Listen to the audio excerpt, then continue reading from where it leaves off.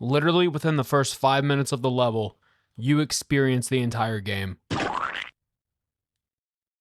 Yep.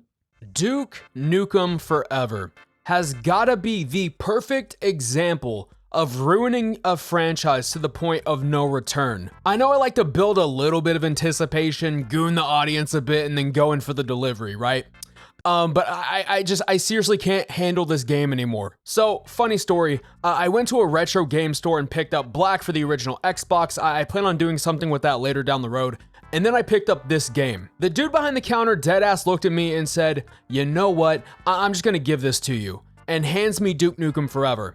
I asked him why, and he said, and I quote, "That game was shitty then, and it's still shitty now. I'm not having you pay for this." So, hey, free games. Unfortunately, I'm gonna need to consult Gearbox about compensation regarding this one. Now, you're probably sitting there and thinking to yourself, "Well, Blackout, what is this game even about?" Well, let me unfortunately tell you. Duke Nukem Forever picks up 12 years after his last alien-smashing escapade, with the now celebrity hero living a life of luxury. However, his peaceful retirement is interrupted when aliens return, seemingly friendly at first, but soon revealing sinister motives, including abducting Earth's women and targeting Duke personally. Forced to disobey direct orders, Duke takes matters into his own hands, battling through casinos, stadiums, and iconic landmarks to thwart the invaders' plans. Packed with humor, that's bullshit, chaos, and over-the-top action, again more bullshit, the game sees Duke face betrayal,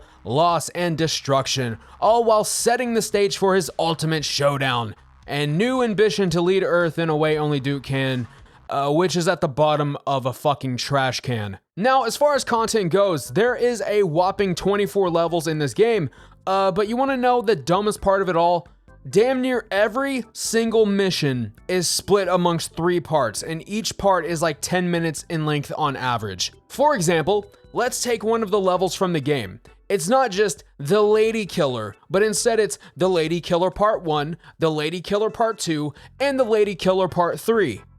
Why? Why need 3 parts and have each one the length of a virgin's first time? It gets so damn annoying after a while, and it makes you not even want to play the goddamn game going forward. It's not like Half-Life 2 where the game would freeze for a little bit and then you can just continue. That I'm fine with. This, however, I'm not fine with, and it should never exist again. It is so damn frustrating because it's got the same stop-start effect like someone learning how to drive stick shift for the first time. It kills the momentum and was the leading cause of why I turned the game off multiple times. And if it wasn't how terrible the story progressed, it had to do with these 3 things that we're about to dive into: the dated gameplay, the limited innovation, and the poor quality that plagues this game. So with the gameplay, you would think, well shit, Blackout, they had 15 years to work on this. Surely they would have taken notes from other great shooters at the time, right? Right? Well, they did everything except make a good FPS controller. They did everything except make adequately designed levels. They did everything but make a solid fucking game. When I played this, I was expecting like a multi-weapon system similar to Doom, a good sense of movement, just something. But instead, it was a 2-weapon system similar to Call of Duty, had similar movement to if I was playing on an Atari controller, and it was just not a good experience, even at the time when they touted this game as like, oh, it's 12 years later, or whatever the fuck it was. I can't even think about it right now. It felt like such a step back. Oh, and all the weapons are mid at best. They're weak, useless, and just boring to use. The pistol is ass, the shotgun's ass, the RPG is terrible, just all of them are bad. Next, let's talk about the limited innovation with this one, because if nostalgia baiting was a game, this would be the embodiment of it. Within the first couple of hours, they would always have some sort of callback or reference to when Duke Nukem was good, instead of creating something new and exciting for people who are either lifelong fans or even first-time fans that are gonna try this game out. On top of that, the amount of smooth-brained puzzles and disconnected, often absurd and frustrating mini-games more or less act as roadblocks and inconveniences than adding fun little quote-unquote treats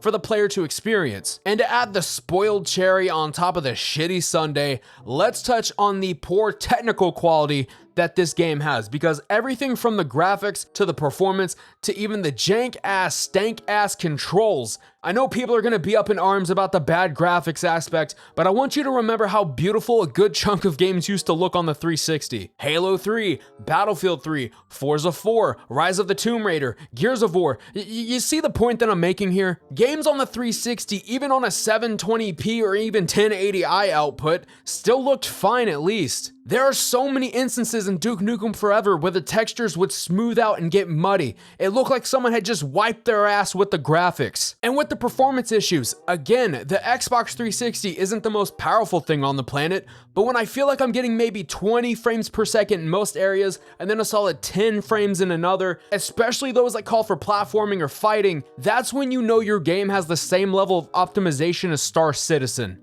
Okay, if you know, you know. I just don't understand, okay? If you're gonna have a game that has these moments of precision, making it run smoothly would be the utmost importance, or at least the bare damn minimum for a game. But what about the horrible development cycle that the game went through? Are you gonna cut them some leniency?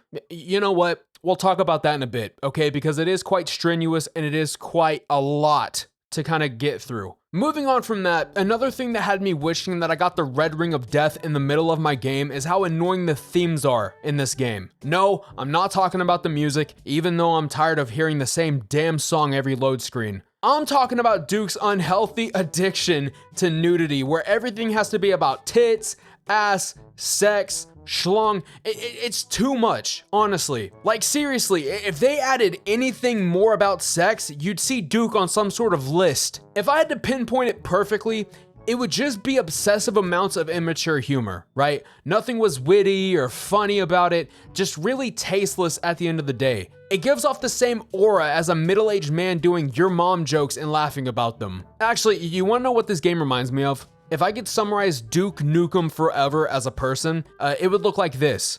Yeah, no, this might be the game's target audience right here, folks. It's even to the point where one of the bosses has like 3 giant milkers on her, and I guess the entire gimmick of the fight is that you gotta bring down her guard and shoot them, but they can also shoot milk or something at you. I don't know. And since I'm trying to make more than 3 pennies off this video, you ain't seeing it either.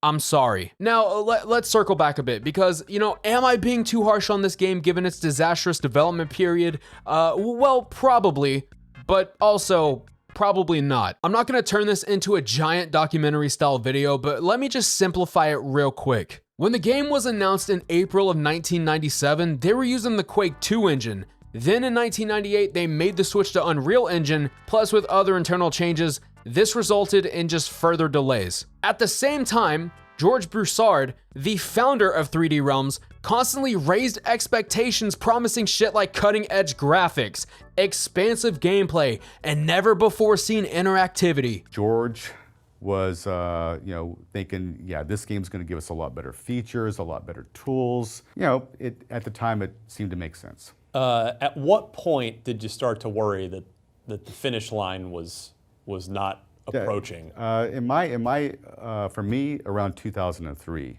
And of course, this led to George mishandling and fumbling this project numerous times because while the goalpost was being moved, no one had a single good goddamn idea of where it was being moved to. Especially with all the major rewrites that happened, my thing is that if the game was rewritten over a decade and they still had these shitty, cringy jokes in it, I'd hate to see what the original script was exactly. So development still roughly chugged along and continued up until 2009. People were burning out, turnover rates were insane, and they were even being sued by Take-Two at some point for failing to deliver on obligations. And then, shortly after all this, the company ran out of money because they were the only ones funding this game, which eventually led to layoffs and then the inevitable shutdown of 3D Realms' development team. And just like a shitty white elephant gift, it was unfortunately passed over to Gearbox. It was eventually finished and released. What they did was essentially look at a mutilated corpse of what the game was at the time. They just pieced it together the best they could,